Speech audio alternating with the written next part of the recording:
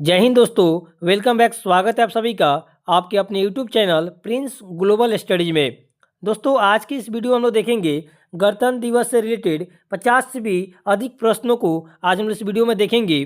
बताते फ्रेंड्स आपको कि आने वाले एग्जाम्स बीपीएससी एडीओ बिहार दरोगा मेंस और भी बहुत सारे एग्जाम में इससे डायरेक्ट क्वेश्चन 1 से 2 क्वेश्चन डायरेक्ट पूछ लिए जाएंगे। ठीक है, तो चलिए वीडियो को शुरू करते हैं। और पहले बता दें फ्रेंड्स कि पहली बार विजिट कर रहे हैं चैनल पे तो प्लीज़ चैनल को सब्सक्राइब कर लीजिएगा। और ये वीडियो आपको हेल्पफुल लगेगा तो वीडियो को लाइक के साथ साथ शेयर जरूर कीजिएगा फ्रेंड्स। और इसका आप पीडीएफ चाहते हैं तो टेलीग्राम चैनल ज्वाइन कर लीजिएगा, वहाँ पे इसका पीडीएफ आपको मिल जाएगा। तो चलिए वीडियो को शुरू करते हैं। पहला क्वेश्चन देखिए यहाँ पे कह रहा है कि 26 जनवरी 2026 को भारत में कौन सा नंबर का गणतंत्र दिवस मनाया जा रहा है। तो याद रखिएगा आपको 77वां गणतंत्र रिपब्लिक डे मनाया जा रहा है। राइट आंसर ऑप्शन ए हो जाएगा। चलिए उसके बाद देखते हैं। यहाँ देखिए कह रहा है कि 2026 में गणतंत्र दिवस समारोह के मुख्य अतिथि कौन है। तो याद रखिएगा 2026 के गणतंत्र दिवस समारोह के मुख्य अतिथि उर्सुला वॉन डेर लियन और एंटोनियो कोस्टा। ठीक है ना, यानी फ्रेंड्स ऑप्शन नंबर डी बिल्कुल सही हो जाएगा। ए और बी दोनों इस बार मुख्य अतिथि के रूप में आ रहे हैं। ठीक है ना, चलिए इसके बाद यानी राइट ऑप्शन डी इसका राइट आंसर हो जाएगा। चलिए इसके बाद देखते हैं। यहाँ देखिए कह रहा है कि गणतंत्र दिवस 2026 के मुख्य अतिथि उर्सुला वॉन डेर लियन और एंटोनियो कोस्टा कौन है। फ्रेंड्स बता दें आपको जो उर्सुला वॉन डेर लियन है ये यूरोपीय आयोग की अध्यक्ष है और ये जो एंटोनियो कोस्टा है यूरोपीय परिषद के अध्यक्ष है। ठीक है, दोनों फ्रेंड्स एक यूरोपीय आयोग के और एक यूरोपीय परिषद के अध्यक्ष हैं। ठीक है, तो ऑप्शन यहाँ पे ए बिल्कुल सही हो जाएगा। उसके बाद देखिए उसके बाद यहाँ पे कह रहा है कि 77वें गणतंत्र दिवस समारोह का थीम क्या है। आपसे थीम पूछ रहा है फ्रेंड्स, तो याद रखिएगा वंदे मातरम 77वें गणतंत्र दिवस समारोह का थीम है वंदे मातरम। उसके बाद देखिए यहाँ पे प्रत्येक प्रत्येक वर्ष गणतंत्र दिवस के अवसर पर दिल्ली के कर्तव्य पथ पर झंडा कौन फहराते हैं। ठीक है, तो भारत के राष्ट्रपति झंडा फहराते हैं। ठीक है ना, गणतंत्र दिवस पे भारत के राष्ट्रपति और स्वतंत्रता दिवस पे भारत के प्रधानमंत्री के द्वारा झंडा फहराया जाता है। ठीक है ना, याद रखिएगा ऑप्शन सी यहाँ बिल्कुल हो जाएगा। चलिए इसके बाद देखते हैं 6 नंबर। नई दिल्ली में गणतंत्र दिवस परेड कहाँ शुरू होता है। तो फ्रेंड्स राइट आंसर हो जाएगा आपको राष्ट्रपति भवन भवन से शुरू होता है। Option number C right answer हो जाएगा। चलिए इसके बाद देखते हैं। गणतंत्र दिवस परेड का समापन कहाँ होता है। तो याद रखिएगा इसका समापन इंडिया गेट के पास होता है। ऑप्शन बी बिल्कुल सही हो जाएगा। उसके बाद देखिए कि भारत में गणतंत्र दिवस समारोह किस दिन शुरू होता है, किस दिन से शुरू होता है। तो फ्रेंड बता दें आपको गणतंत्र दिवस 26 जनवरी को पड़ता है, लेकिन बता दें आपको इसका जो समारोह होता है फ्रेंड्स वो 23 जनवरी से ही शुरू हो जाता है। ऑप्शन नंबर डी यहाँ बिल्कुल सही हो जाएगा। उसके बाद देखिए यहाँ पे कह रहा है ब्रीटिंग रिट्रीट समारोह को गणतंत्र दिवस समारोह के समापन के प्रतीक के रूप में किस दिन आयोजित किया जाता है। तो राइट आंसर हो जाएगा आपको इसका राइट आंसर हो जाएगा 29 जनवरी को। ठीक है ना, सी बिल्कुल सही हो जाएगा। चलिए उसके बाद देखते हैं। यहाँ देखिए ब्रीटिंग रिट्रीट समारोह का आयोजन कहाँ किया जाता है। तो याद रखिएगा ये किया जाता है आपको विजय चौक पे। ठीक है, ऑप्शन नंबर ए बिल्कुल सही हो जाएगा। उसके बाद देखिए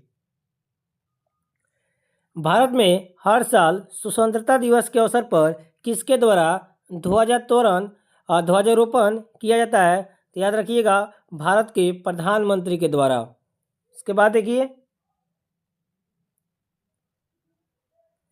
गणतंत्र के अवसर पर भारत के राष्ट्रपति किस दिन राष्ट्र को संबोधित करते हैं, जिसे 26 जनवरी का गणतंत्र दिवस का भाषण के रूप में जाना जाता है। तो याद रखिए आपको 25 जनवरी को राइट आंसर हो जाएगा। ठीक है, चलिए इसके बाद देखते हैं।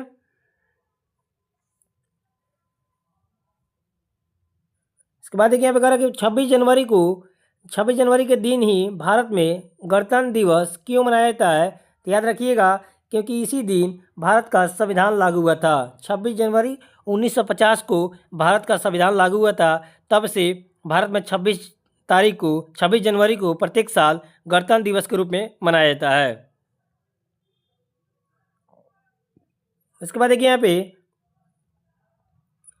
अरे भारत का संविधान लागू करने के लिए 26 जनवरी का दिन ही जाने का मुख्य क्या कारण है।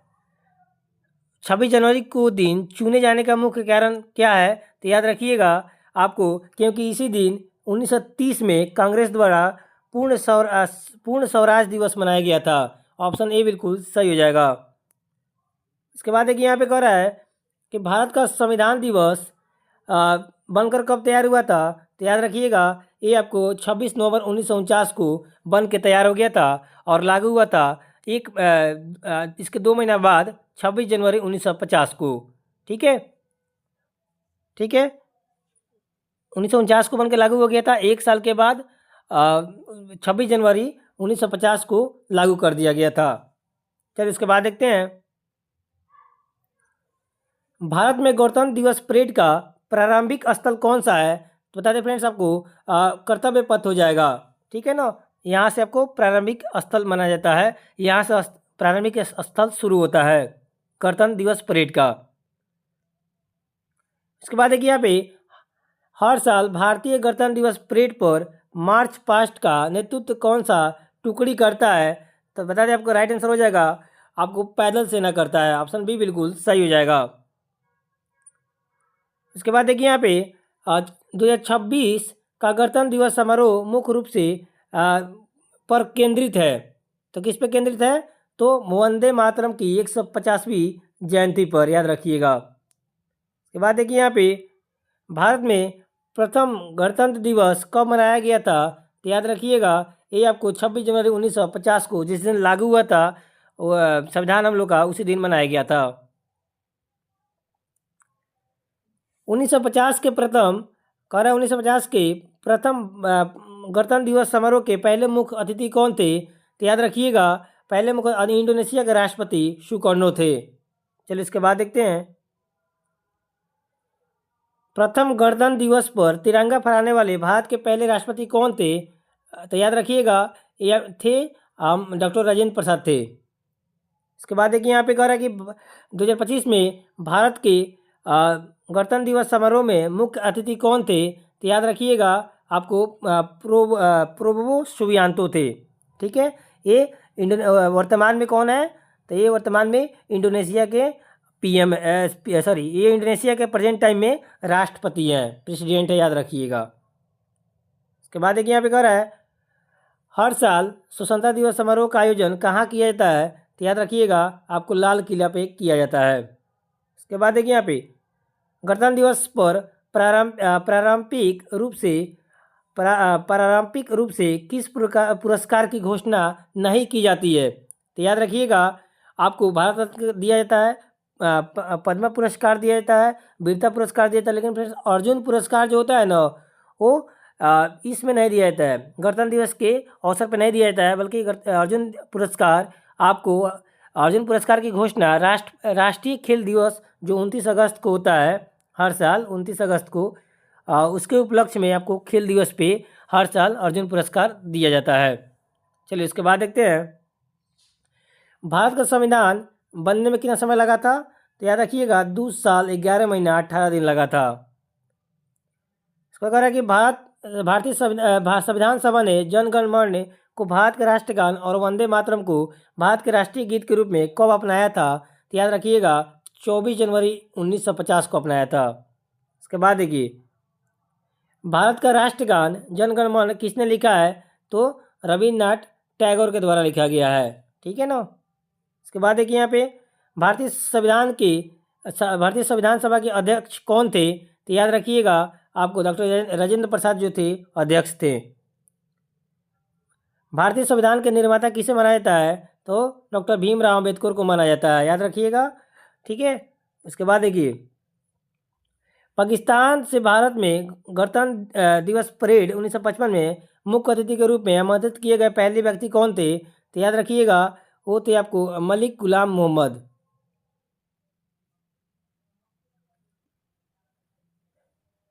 सन 1951 में भारत के दूसरे गणतंत्र दिवस परेड के मुख्य अतिथि कौन थे? तो याद रखिएगा राइट आंसर हो जाएगा आपको यहाँ पे त्रिभुवन विक्रम शाह थे।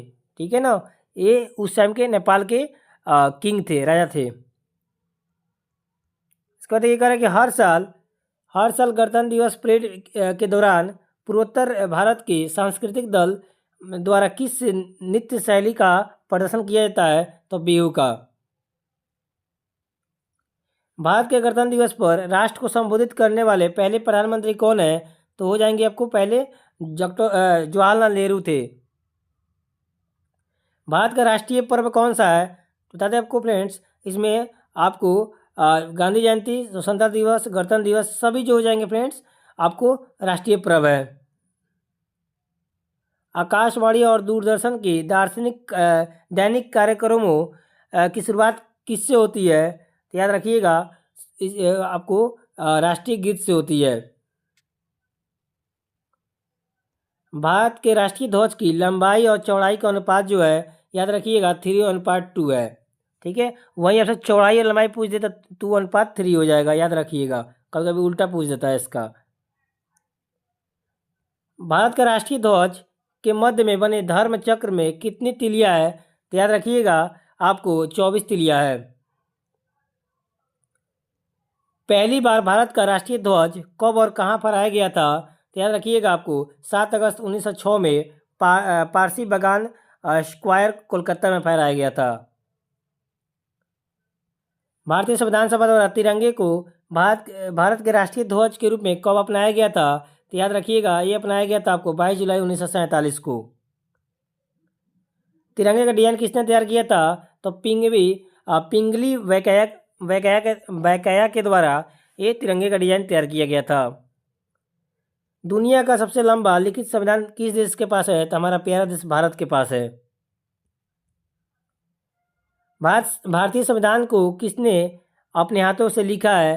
तो याद रखिएगा प्रेम बिहारी नारायण रायजादा के द्वारा लिखा गया है। भारत का राष्ट्रीय पशु कौन है? तो आपको पता होना चाहिए बाघ है। इसके बाद देखिए यहाँ पे कह रहा है कि भारत का राष्ट्रीय धरोहर पशु कौन सा है? तो याद रखिएगा इसमें फैक्ट्स है फ्रेंड्स। यहाँ पे देखिए याद रखिएगा इसमें भारत का राष्ट्रीय पशु जो होता है ना बाघ है, लेकिन याद रखिएगा बाघ से पहले भारत का राष्ट्रीय पशु शेर हुआ करता था, लेकिन 1970-80 दशक में उसके जगह पे बाघ को राष्ट्रीय पशु घोषित कर दिया गया। उसका देखिए यहाँ पे कह रहा है कि भारत का राष्ट्रीय धरोहर पशु कौन है? तो याद रखिएगा हाथी हो जाएगा। उसके बाद देखिए कह रहा है कि भारत का राष्ट्रीय फूल कौन सा है? तो बता दें आपको राष्ट्रीय फूल जो हो जाएगा वो कमल हो जाएगा। भारत का राष्ट्रीय वृक्ष कौन सा है? तो इसको याद रखिएगा राष्ट्रीय वृक्ष जो हो जाएगा वो बरगद हो जाएगा। भारत का राष्ट्रीय जीव कौन सा है? गंगा डॉल्फिन राष्ट्रीय जलीय जीव हो जाएगा। उसके बाद देखिए यहाँ पे कह रहा है भारत का राष्ट्रीय फल कौन सा है? तो राष्ट्रीय फल आम हो जाएगा। भारत में वर्तमान में कितने राज्य हैं? तो 28 राज्य है, याद रखिएगा। और यहाँ पर कितने केंद्र शासित प्रदेश है? तो याद रखिएगा आपको 8 केंद्र शासित प्रदेश हैं, यूनियन टेरेटरी। कह रहा है कि क्षेत्रफल के हिसाब से भारत विश्व में कौन सा स्थान है? तो याद रखिएगा 7वां स्थान है। इसके बाद देखिए यहाँ पे कह रहा है 2011 की जनगणना के अनुसार जनसंख्या के हिसाब से भारत विश्व में कौन सा स्थान था? तो याद रखिएगा हो जाएगा इसका दूसरा स्थान था। ठीक है फ्रेंड्स, लेकिन अभी बात करें लेटेस्ट में, अभी वर्तमान में फ्रेंड्स अभी हमारा देश भारत चीन को पछाड़ते हुए जनसंख्या के मामले में नंबर 1 देश बन गया है। ठीक है ना, 1 नंबर पर जनसंख्या के मामले में अभी इंडिया चल रहा है। ठीक है ना, चलिए इसके बाद देखते हैं 2026 के गणतंत्र दिवस समारोह में कर्तव्य पथ पर कितनी झांकियाँ प्रदर्शित की जाएगी? तो याद रखिएगा यहाँ 30 झांकियाँ प्रदर्शित की जाएगी। 77वें गणतंत्र दिवस समारोह में झांकियों का प्रदर्शन का विषय थीम क्या है? तो याद रखिएगा स्वतंत्रता का मंत्र वंदे मातरम, समृद्धि का मंत्र आत्मनिर्भर भारत, इसका थीम हो जाएगा। उसके बाद देखिए यहाँ पे भारत का राष्ट्रीय गीत वंदे मातरम के रचयिता कौन है? तो बंकिम चंद्र चटर्जी हो जाएंगे। तो फ्रेंड्स ये रहा आपको गणतंत्र दिवस 2026 से रिलेटेड लगभग 50 से भी ज़्यादा क्वेश्चन को हम लोग देखे हैं। फ्रेंड्स हो सकता है आपके आने वाले एग्जाम में इसमें से एक डायरेक्ट क्वेश्चन पूछे जा सकते हैं, इसलिए सभी क्वेश्चन को अच्छे से पढ़िएगा। ठीक है, टेलीग्राम में जुड़ जाइएगा, यहाँ पे PDF डाला जाएगा। ठीक है, चलिए मिलते हैं एक नए वीडियो में, तब तक के लिए धन्यवाद।